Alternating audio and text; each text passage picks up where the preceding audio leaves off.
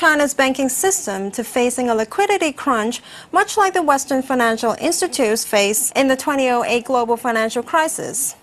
Kathy, it's already facing a liquidity crunch in the last couple of weeks. You've seen that with the rise in 14-day repo rate. Even the 3-month SHIBOR rate has shot up a lot. So I think China's already facing a liquidity crunch in the banking sector.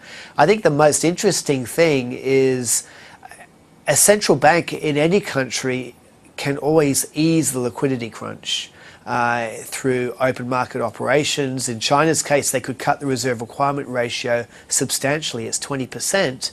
The interesting thing is the People's Bank of China has stood by. They haven't done that. And so we take that as an intentional policy sign that they are really serious about wanting to deal with the financial systemic risks, and that this is an intentional policy of keeping liquidity pretty tight right now. Do you think they're doing a good job on it? And what impact are these systematic risks in China having on the region?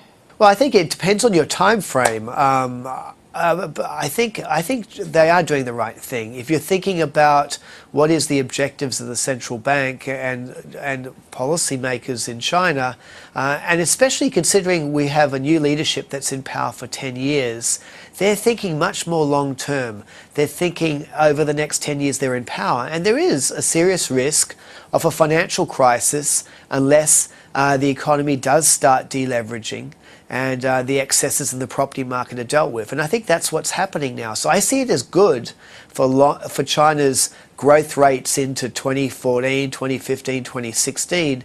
What it does mean, though, it comes at the cost of near-term growth. And so we do expect a slowdown this year to about 7.3% in the second half.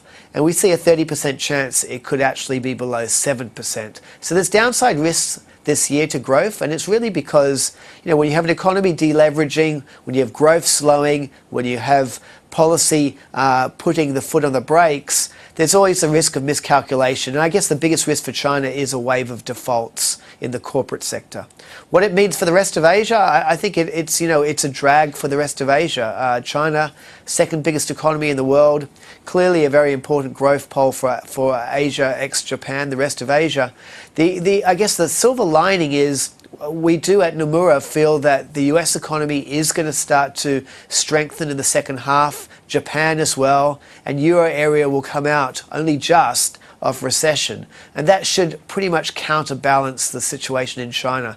But global growth, it is starting to look more uncertain now on whether we will get a decent recovery because of China.